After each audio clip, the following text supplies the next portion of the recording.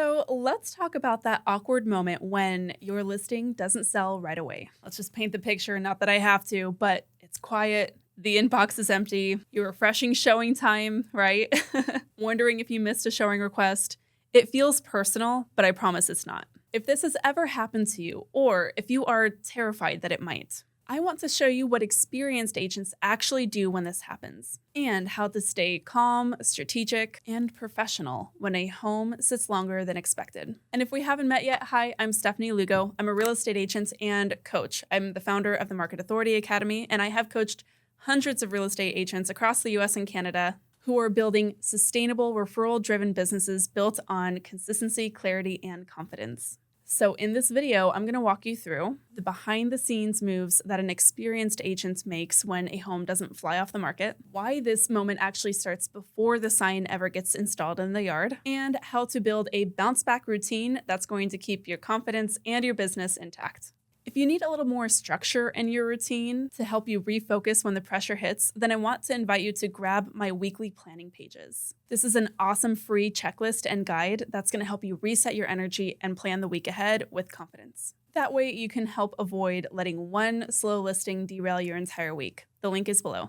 Okay, let's start with number one. I want you to know that when this happens with a listing, this is not your fault, but it is your responsibility. A slower listing, especially in this market today, in the summer of 2025, doesn't necessarily mean the home is bad or your marketing failed. It's just that the market has changed. Homes are not selling within 12 to 24 hours anymore. If you are newer to the industry, this might be your first experience with a more normal market, and that is okay. But what sets great agents apart is how they respond when things get slow. So your first step is to take a break, ground yourself, do not spiral, don't blame the market, and don't ghost your client. Don't hide from this. Step up. This is a moment that you get to take responsibility and help guide the next steps with confidence. So the second point that I want to make about this is that the fix actually starts before you list. And what I mean by that is you should be setting honest expectations with your sellers.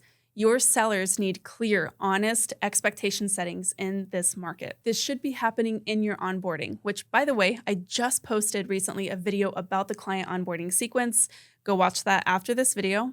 During that onboarding or before you list, you should be saying something to the effect of, here are the average days on market in our area, and here's what we're going to do if the home doesn't sell within the first 10 days. Professionals don't always just guarantee that it's going to sell immediately. They share the action plan on what to do in a typical market cycle. That way, when a listing doesn't sell fast, your clients aren't blindsided or they don't feel like there's been a bait and switch. If you've already talked about the plan, they have clear expectations and they're ready for next steps. This is going to set you up to have a confident conversation, which is going to beat a desperate one every time. The mindset shift here is that when you coach your clients well and you're coming up with a plan together, you're not just selling a house. You're managing trust and you're showing that you guys are on the same team. So before I move on to the next step, quick question for you. Have you ever had a house sit on the market longer than you expected? Put a hand raise emoji in the comments and tell me what you wish you would have done differently. I'd love to workshop that in the comments. So once we have had our mindset shift and we've grounded ourselves, and once we've determined whether or not we've set the right expectations,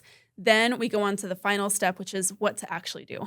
So here's specifically what market authority agents are trained to do. You first start by analyzing what the data is actually saying. We want to see what the story behind the numbers is. You want to be seeing what the average days on market is in that area, and make sure it's specific to the neighborhood. Review buyer feedback from any showings you have had up until this point, and look at other pending sales. See what is selling and what the differences are. From that, you want to rework your marketing and positioning. You can tweak the visuals here. You can even update the listing description, and you can refresh the photos. Sometimes just reordering which is the first photo can be enough to have a buyer take a second look. I would also recommend to call buyers agents who have shown the property in the past, or other agents in your brokerage who have shown similar properties, just to spark the conversation and see what their clients are interested in right now. You should be having real human conversations, and you should be doing a little bit of market research to help support your listing. That's what this looks like. You're having conversations with other agents.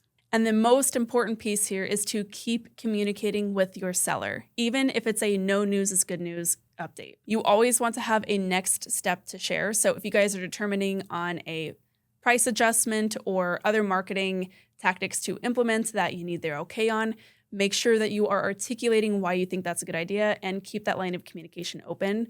In the Market Authority Academy, we like to reach out to our clients every Tuesday. So even if it's just still listed, there's no update, but just checking in, those calls always happen for us on Tuesdays. And a pro tip here is to have a weekly planning rhythm. This is where you might review other active listings, review notes from your showings and deliver that feedback to your sellers, and review next steps. That is how pros stay strategic under pressure.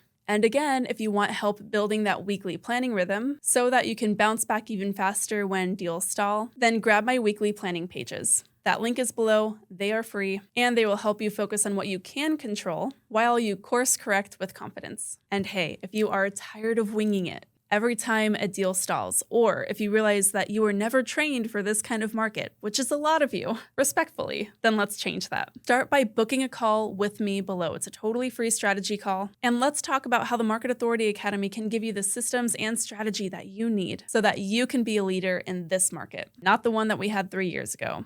The link is below. If this helped shift your mindset, give me a like so that I know this video resonated. And be sure to subscribe because the next video I drop, I'm going to show you how to stop doing everything yourself and build a business that actually grows while getting back your time and confidence. Thanks so much as always for tuning in. And until next time, keep on crushing it.